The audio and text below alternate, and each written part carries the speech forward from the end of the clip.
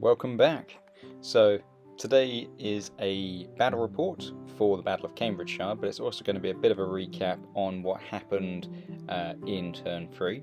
So the Royalists were ordered to attack London, whilst the Parliamentarians, their three armies in the east, Essex, Cromwell and Fairfax, were ordered to attack the Royalists en masse. So firstly we're going to concentrate on what happened there. The Parliamentarians won the initiative, which meant their march began first, so they did catch the Royalists before the Royalists could make tracks. So there was going to be a pitched battle, the second Battle of Cambridgeshire. So our combined Royalist army under Prince Rupert and Lord Maurice, they've got 2 pike blocks, 1 musketeer, 1 commanded shot, and a couple of cavalry units, so it's pretty small, 8 units in total. Are defending against the Parliamentarians, who basically outnumber them almost 2.5 times to 1. So it's a pretty unbalanced battle, perfect for the Parliamentarians. However, prior to the game starting, we did have to roll, because the armies are coming from different directions. We had to roll to see, firstly, if Cromwell and Essex would start the battle at the same time, seeing as they're coming from the same location. And the roll result was that they would not be starting together, they'd be starting one at a time. Fairfax, he would be starting later anyway as reinforcements, just because he's coming a further distance. So the way we figured it out is we would literally start off with a D18, although we've only got 15 turns, we'd say a D15, and then each turn, a D18, and then each turn we would just knock or reduce it down. So on turn 1 you had to roll a 1, on turn 2 a 1 or a 2, etc. all the way through until we finally got to the reinforcements arriving on the table. So that did leave us in quite an interesting situation, that although numerically outnumbered overall, at least at the start of the battle, the Royalists would have a majority, a preponderance of troops. I was playing as the Royalists, so rather than just trying to withdraw straight away, I figured I would actually start and put up a bit of a fight and see what I could do to at least damage, if not destroy, Essex's force before he got reinforcements. It's a bit of a risk, a real gamble, because the others could arrive, the other army groups, at any time, but I thought it was a risk worth taking, just because of the situation that we were in. However, you do have to consider that the random events for this turn for Rupert, it was that there was bad weather, which would make it harder for the army to withdraw if it has to, and they would take additional damage if they get caught in the withdrawal. For Maurice, again, he has ammunition shortages, so his musket and cannon can only fire 4 times before they're out of ammo. For Cromwell, it was more of a strategic thing. One of the territories would go neutral, and for Essex, he rolled nothing. Fairfax, he would get a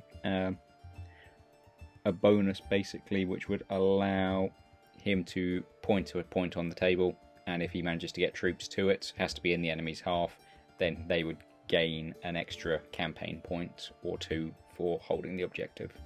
So some pretty negative things for the Royalists, but I figured I had to go for it. So turn 1 was afoot. The Parliamentarians did gain the initiative, so they started off by sending their cavalry around on their right to try and outflank the lake and try and draw off my cavalry, whilst his infantry made a beeline for the little hamlet, thinking they'd be able to defend that slightly easier than fighting against hugely overwhelming numbers in the open, which I think was a very good move on their side. I'd placed my artillery piece up on the hill. That would give me the best location to pour fire down upon him, and I fired into the cavalry just to try and do a bit of damage on them before my cav would get over.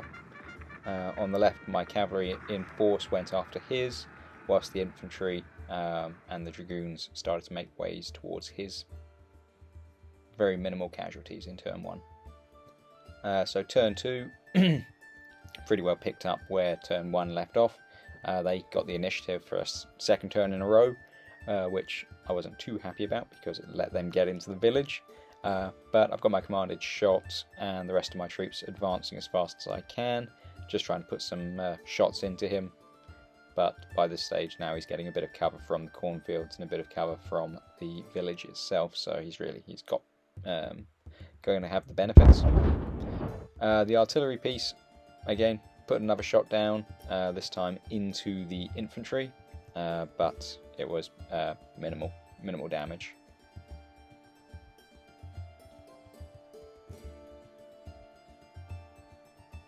So as we moved into turn 3, he had fully occupied the village. My musket troops were moving into the cornfields to start to put fire down into him.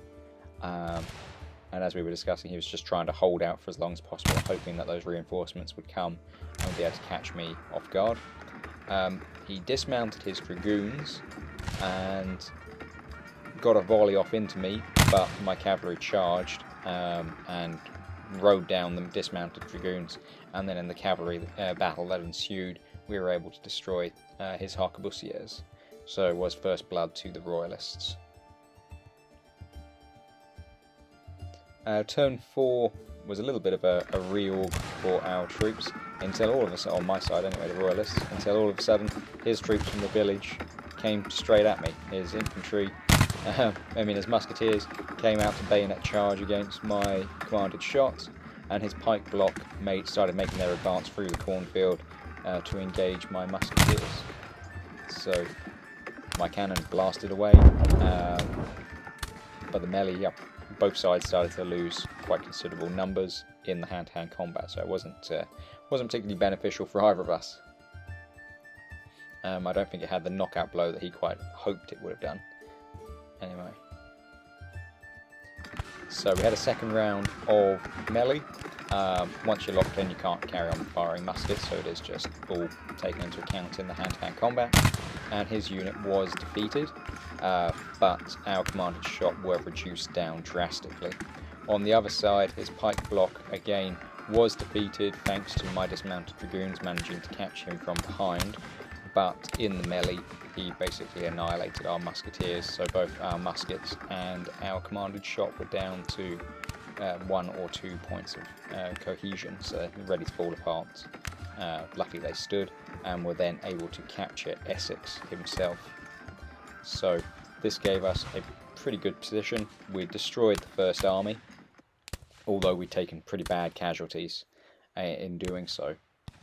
So as turn 6 turned, to start with, I formed up, hoping that Cromwell would come. But then I thought about it a bit longer, and I figured, actually, whilst there's no enemy on the table, it might be a good opportunity to withdraw, having decimated Essex.